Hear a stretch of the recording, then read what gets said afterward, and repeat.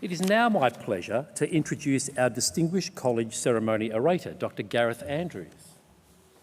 Oh, Gareth.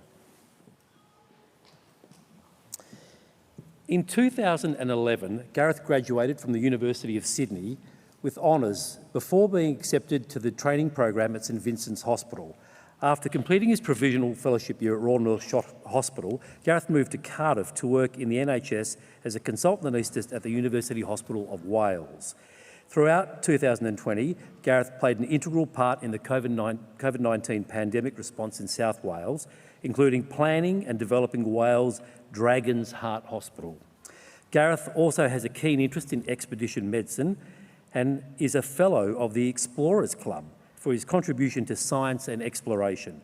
He has completed expeditions to the magnetic North Pole, Greenland, Iceland, Svalbard, I don't even know where that is, and to Antarctica.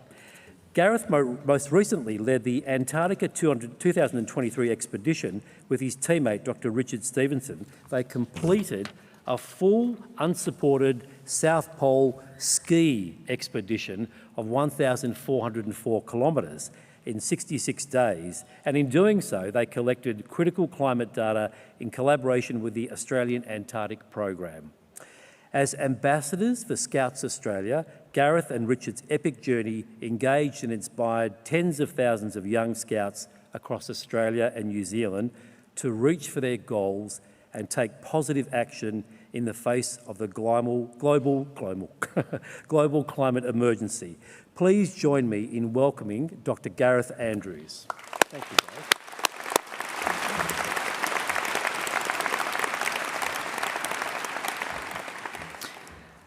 I begin today by acknowledging the Gadigal people of the Eora Nation, traditional custodians of the land on which we stand today, and I pay my respects to their elders, past and present.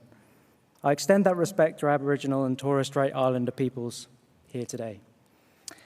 My wholehearted congratulations to you all and welcome. I feel like I've met you all, it's wonderful. For me, becoming a fellow of the Australian and New Zealand College of Anaesthetists is the achievement I am most proud of. And it is an honour of the highest order to stand before you today and deliver this oration. For you today, here in this moment, it is about the beginning. To be sitting here, you are all remarkable people. And you stand on the edge of wonderful careers. I want to encourage you all to go forward, to dare greatly, look to the horizon and the possibilities it holds. In Australia at this time, fewer people than ever actually feel like they belong to something. There are fewer people involved in community organisations. Fewer people are members of a union, participate in religious or political groups. Fewer people are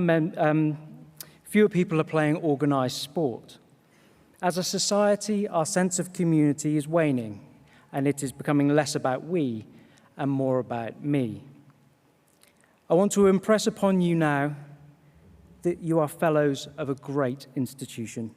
You belong to this community of exceptional, like-minded people that exist to support you in every aspect of your professional career and your personal lives.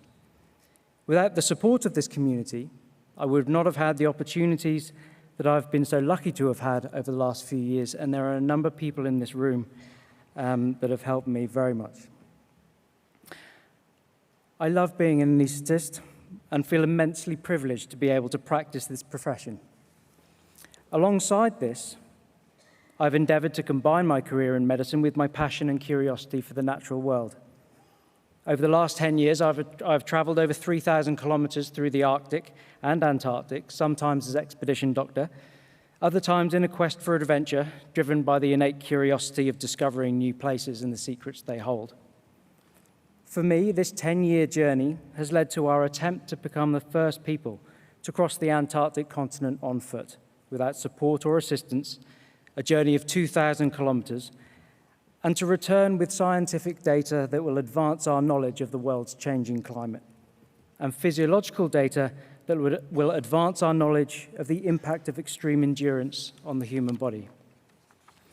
After returning from these far-off places, I often get asked why. Why go through the pain and suffering of months alone at minus 40 degrees on an Antarctic ice sheet, or adrift on the Arctic Ocean, dodging polar bears and battling violent polar storms? The answer is simple. We are fulfilling our basic human instinct to wonder what is over the horizon, to manifest the evolutionary tendency to explore. As Prometheus would have us do, we strive in our quest for knowledge and the advancement of humankind. My early years on the west coast of Scotland, climbing mountains and fishing hillochs with my dad, instilled in me a passion for adventure and a love for wild places. As a boy, my imagination would run away. I was T.E. Lawrence, forging through Arabia's empty quarter. I was Thesiger, staring down lions in Africa, Cousteau in the South Pacific. Years later, as I attended the learned halls and lecture theatres of university, I couldn't find in chemistry or physics anything like the tachycardia, the pounding heart that rose up on me when I watched the alpenglow of a mountain sunset, or the gold-flecked mist seeping across the Arctic Ocean. I couldn't find anywhere in my studies the spirit of Shackleton sailing the Endurance south in his quest for the pole.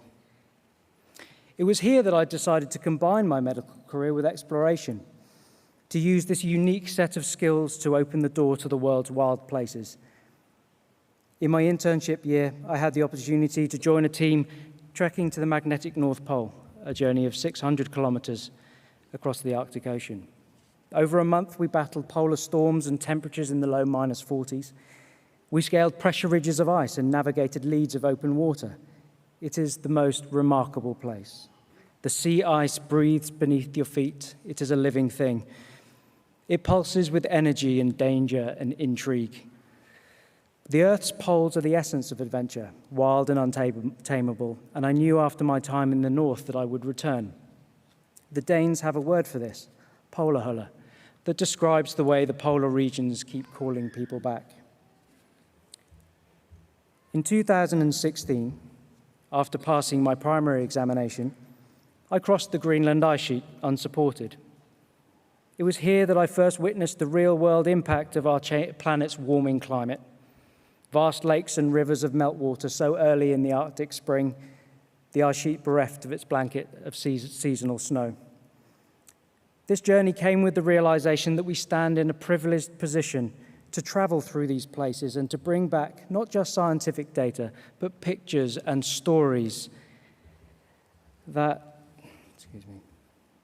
highlight the plight of our warming planet and changing climate. It was amidst the ice falls of Western Greenland, listening to the thundering melt rivers as they coursed their way to the sea, that the idea of our Antarctic expedition was born. My brother-in-law, Richard, an emergency physician in New Zealand, and I spent the next few years paddling unexplored rivers in Iceland and traversing glaciers in Svalbard in preparation for Antarctica. We forged between ourselves a team based on trust and respect. We built our mental toughness and physical resilience needed to survive such a journey.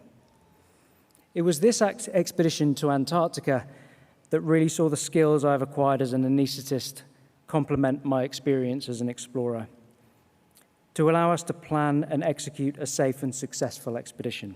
Meticulous planning, attention to detail, leadership, teamwork, resilience, our role as medical experts, our inquiring minds, and skills as scientists and researchers. These skills would allow us to formulate and achieve our scientific goals. They would help keep us safe, healthy, and physically intact over a long and arduous 2.5 months on the ice. And so to Antarctica, the engine room of global climate, profoundly influencing the whole planet through its oceans and atmosphere. There is a sense of deep time in Antarctica, millions of years of ice and geological processes under your feet, eons of stories untold.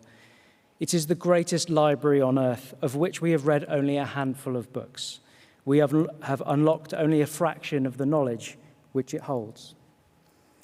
Our aim was to be the first people to traverse Antarctica on foot under human power alone, no dogs, kites, or vehicles, and to bring back a unique scientific data set over 70 days of meteorological and atmospheric measurements for the scientists at the Australian Antarctic Division.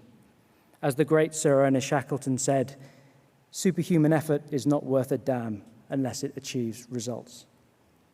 We would also take with us on this journey over 85,000 scouts from across Australia and New Zealand, aiming to engage a generation of young people to conserve Antarctica and our planet into the future. 10 years after first setting foot in the polar regions in late 2022, I found myself standing on the very edge of the Antarctic continent, on the shores of Berkner Island, surrounded by emperor penguins, staring out across the icebergs and the sea ice of the Weddell Sea. Beside me stood my teammate, Richard, companions for the 2.5-month journey that lay before us. Behind us sat 4 sleds, heavily laden with 165 kilos each of food and equipment to survive alone, without support or assistance of any kind. Over the horizon stretched 2,000 kilometers of snow and ice, mountain ranges and crevasse fields, the South Pole, and finally the Ross Ice Shelf on the other side of the continent. We had 66 days to complete this journey before we would be forced to leave due to the impending Antarctic winter. The only people remaining on the continent after this time would be the overwintering scientists at the bases posted at the South Pole and sporadically around the continent. When the Batchelor aircraft left us on the edge of Antarctica, completely alone, probably the most isolated people on the planet, I was intimidated and I felt the first touch of fear, not unlike the creeping dread of my first on-call shift as a first-year registrar.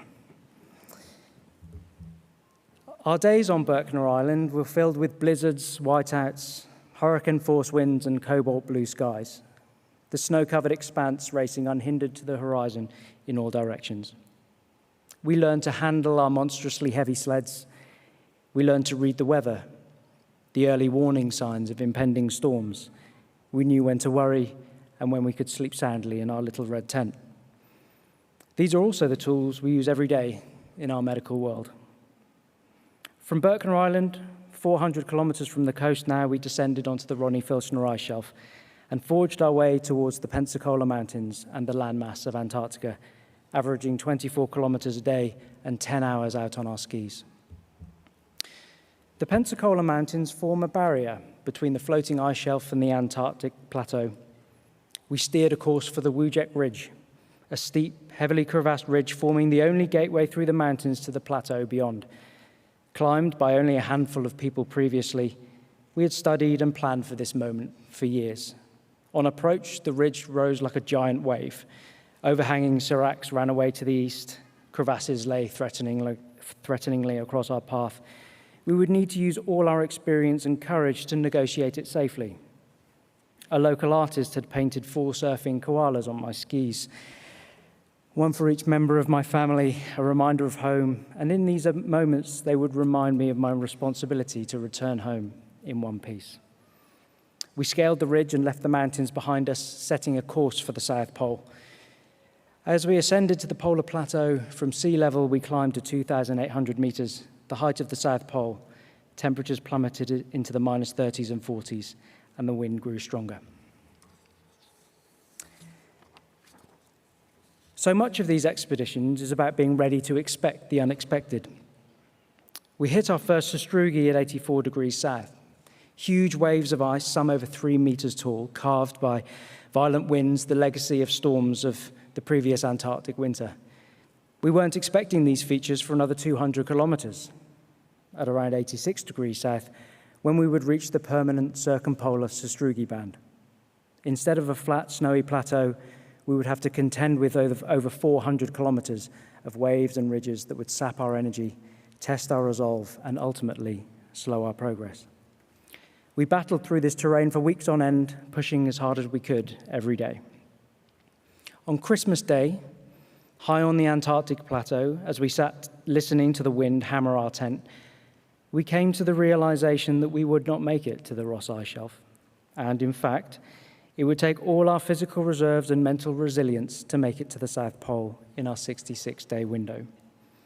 With still a month to go, we had to change our focus, reassess our position, and reaffirm our ultimate priority to get home safely. On day 66, we reached the South Pole at 6:30 p.m. on the 18th of January, still best of friends, Proud to have completed the 1,400-kilometre journey from the coast of Antarctica, having experienced some of the toughest conditions in recent memory. It is through such exploration that scientific and medical innovations occur. We did not achieve our goal of crossing the continent, but we achieved results beyond what we had ever hoped. We collected 66 days of scientific data, over 300,000 individual data points. It is the longest continuous longitudinal data set in Antarctica since Captain Scott's Terra Nova expedition in 1910. We have developed a robust, lightweight method of collecting climate data that can be repeated by those that come after us. We have opened up the world of Antarctica to thousands of young people across Australia and New Zealand. Why am I telling you this? Why is this relevant? As I have said before, I love being an anaesthetist, and I've dedicated my life's work to the pursuit of excellence in the field of anaesthesia. But through exploration, I am chasing my childhood dream. I'm staying true to the boy with a boundless imagination, and I have no doubt my journeys beyond the hospital walls make me a better doctor and better anaesthetist. We all walk towards an endless, unreachable horizon, a stark representation of infinite possibility. You are the future of anaesthesia, and in the years to come, you will make the advances that take our specialty to the next level. With dedicated teammates and a supportive community, so much becomes possible. I want you to know now that as fellows in the Australian and New Zealand College of Anaesthetists and Faculty of Pain Medicine, you have a community that will stand by you, support you, and cheer you on in whatever endeavour you choose to pursue. You have already embarked on this great adventure that is our specialty of anaesthesia. It has already given you the tools to be curious and to explore, and I hope it ignites within you the flame of possibility. So I say to you, go forward, dare greatly, push the boundaries. But most of all, do whatever makes you happy, because if you do, you will be a better doctor to your patients, a better partner, better parent, better person, and we as your colleagues and the field of anaesthesia will be better for it. My wholehearted congratulations to you all once again, and good luck.